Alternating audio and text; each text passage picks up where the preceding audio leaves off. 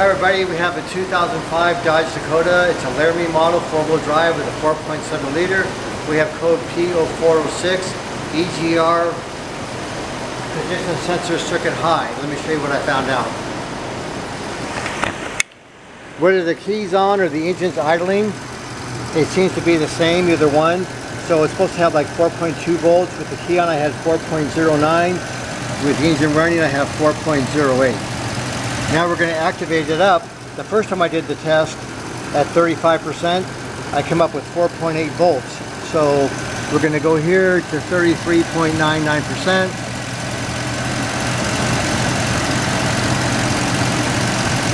And we've got 4.08 volts. And we're supposed to have 3.2 volts. And the first time I did it was 4.8, so it changes around a fair amount, and whether I wiggle the wire connector or not didn't seem to make any difference. Now we'll go up. The next one they're talking about is at 50%, so we have 51% on here. And you can hear the engine bogging down quite a bit, so that means the EGR valve is working. And we have 2 volts, 2.1, then it kind of jumps around a little bit. And the first time I did it, I had 1.4 volts, so now I've got closer to the range, 2.2.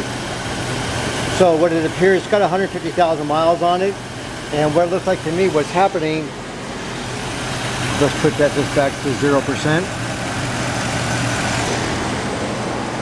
is that inside of here, when this plunger moves up and down to control the valve, then it has a position sensor inside of there where it senses the voltage.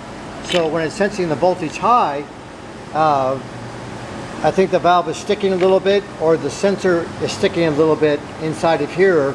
The electronics for that, when that plunger moves up and down, it's not reading correctly anymore. Whether I wiggle the terminal that plugs onto here or not, it doesn't make any difference. So when you buy the new valve from the dealer, it comes with this bottom gasket, it comes with new bolts, and there's a little gasket you need for the side here, and there's the new gasket for that. And there's an O-ring pipe here because they want you to remove